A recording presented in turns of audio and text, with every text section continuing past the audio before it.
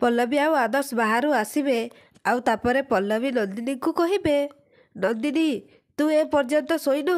ତାପରେ ନନ୍ଦିନୀ କହିବେ, ମୁଁ ତମକୁ ଅପେକ୍ଷା କରିଥିଲି ପଲ୍ଲବୀ, ଏଇ ଦେଖ ମୁଁ ତମ ପାଇଁ କ'ଣ ଗିଫ୍ଟ ଆଣିଛି।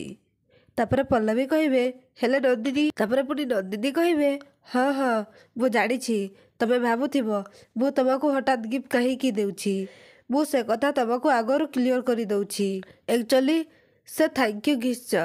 ତମେ ମୋତେ ବୁଝିପାରିଲ, ସେଇଟା ହିଁ ମୋ ପାଇଁ ବହୁତ ବଡ଼ କଥା। ନିଅ। ତାପରେ ଆଦର୍ଶ କହିବେ, ନିଅ ପଲ୍ଲବୀ, କେହି ଯଦି ଖୁସିରେ ଗିଫ୍ଟ ଦେବାକୁ ଚାହୁଁଛି ତାହେଲେ ତାକୁ ମନା କରିବା ଉଚିତ ନୁହେଁ।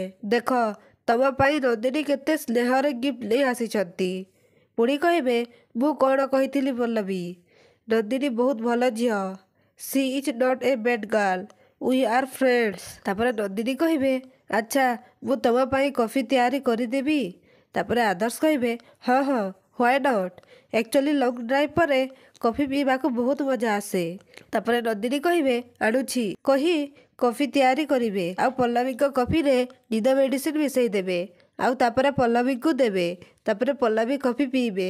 ତାପରେ ଆଦର୍ଶ କହିବେ, ମୁଁ ତମକୁ ଏବେଠୁ କ୍ଲିୟର କରିଦେବାକୁ ଚାହୁଁଛି ନନ୍ଦିନୀ, ତମେ ତମ ବିଜନେସ୍ ରିଲେଟେଡ୍ କାମରେ ମନ ଦିଅ। ଅଯଥାରେ ଆମ ପର୍ସନାଲ ଲାଇଫରେ ଇଣ୍ଟରଫିୟର କରିବାକୁ କେବେ ବି ଚେଷ୍ଟା କରିବନି, ଓକେ?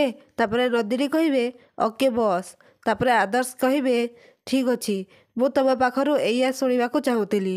ଏନିୱେ ରାତି ବହୁତ ହେଲାଣି, ଶୋଇବ ଯାଅ। ତାପରେ ପଲ୍ଲବୀଙ୍କୁ କହିବେ, ଆସ ପଲ୍ଲବୀ କହି ଦୁଇ ଜଣ ତାଙ୍କ ରୁମ୍କୁ ଯିବେ। ତାପରେ ନନ୍ଦିନୀ କହିବେ, ଇଏ ମୋ ପାଇଁ ବି ପର୍ସନାଲ ମ୍ୟାଟର ଆଦର୍ଶ, ତମେ ଜଣେ ମିଛୁଆ ଆଉ ଚିଟର। କେବଳ ତମରି ପାଇଁ ମୁଁ ଡିପ୍ରେସନକୁ ଚାଲି ଯାଇଥିଲି ଆଦର୍ଶ, ଆଉ ସେଇଥିପାଇଁ ମୁଁ ମୋ ଲାଇଫର ସବୁଠୁ ବେଷ୍ଟ ଇୟର ସବୁ ନଷ୍ଟ କରିଦେଇଛି। ପୁଣି କହିବେ, ମୁଁ ତମକୁ ସହଜରେ ଛାଡ଼ିବିନି ଆଦର୍ଶ, ମୁଁ ତମକୁ ବର୍ବାଦ କରିଦେବି, ବର୍ବାଦ। ତାପରେ ସକାଳେ ନନ୍ଦିନୀ ଠାକୁର ପୂଜା କରିବେ ଆଉ ତାପରେ ମାୟା ଆଉ ମମତା ନନ୍ଦିନୀକୁ ଦେଖି ଆଶ୍ଚର୍ଯ୍ୟ ହେଇଯିବେ। ତାପରେ ନନ୍ଦିନୀ କହିବେ, ଆଣ୍ଟି ପ୍ରସାଦ ନିଅ। ତାପରେ ମମତା କହିବେ, ନନ୍ଦିନୀ ତୁ ପୂଜା କାହିଁକି କଲୁ, ପଲ୍ଲବୀ କାହିଁ? ତାପରେ ନନ୍ଦିନୀ କହିବେ, ଆକ୍ଚୁଆଲି ଆଦର୍ଶ ଆଉ ପଲ୍ଲବୀ କାଲି ରାତିରେ ଟିକେ ଡେରିରେ ଆସିଲେ ଆଉ ପଲ୍ଲବୀ ବହୁତ ଟାୟାର୍ଡ ଲାଗୁଥିଲେ।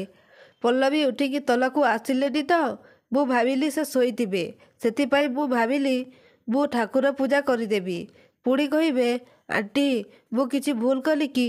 ତାପରେ ମାୟା କହିବେ, ନାଇଁ ଭୁଲ ତ କିଛି ନୁହେଁ, କିନ୍ତୁ ଠାକୁର ପୂଜା ପ୍ରକୃତରେ ଘରର ବୋହୂ କରିବା ଉଚିତ। ତାପରେ ନନ୍ଦିନୀ କହିବେ, ମୁଁ ଜାଣେ, କିନ୍ତୁ ଆଜି ସତ୍ୟନାରାୟଣ ପୂଜା ନା, ନନା ଆସି ପହଞ୍ଚିଯିବେ, ସେଥିପାଇଁ ମୁଁ ଭାବିଲି ସେ ଆସିବା ପୂର୍ବରୁ ମୁଁ ଘରର ଠାକୁର ପୂଜା କରିଦେବି। ତାପରେ ମମତା କହିବେ, କିଛି ତ ଗଡ଼ବଡ଼ ଅଛି ଦିଦି, କାରଣ ପଲ୍ଲବୀ କେବେ ଏତେ ସମୟ ଶୋଇବା ଲୋକ ନୁହେଁ, ଖାସ୍ କରି ଠାକୁର ପୂଜା କେବେ ବି ବନ୍ଦ କରେନି। ମୋତେ ଲାଗୁଛି ତା ଦେହ ଭଲ ଲାଗୁନଥିବ, ମୁଁ ଯାଇ ଦେଖିକି ଆସୁଛି। ତାପରେ ମାୟା କହିବେ, ମମତା ପଲ୍ଲବୀ କଥା ବୁଝିବା ପାଇଁ ସେଠି ଆଦର୍ଶ ଅଛି ନା, ତମେ ବ୍ୟସ୍ତ ହୁଅନି, ଚାଲ ଆମେ ସତ୍ୟନାରାୟଣ ପୂଜା ପାଇଁ ପ୍ରିପାରେସନ୍ କରିଦେବା। ତ ଦର୍ଶକ ବନ୍ଧୁ, ଏବେ କ'ଣ ରହିଛି ନନ୍ଦିନୀର ଚାଲ? ସତରେ କ'ଣ ଆଦର୍ଶ ଆଉ ପଲ୍ଲବୀଙ୍କୁ ବର୍ବାଦ କରିଦେବ କି? ଆପଣଙ୍କ ମତାମତ ଆମକୁ କମେଣ୍ଟ ମାଧ୍ୟମରେ ଜଣାନ୍ତୁ।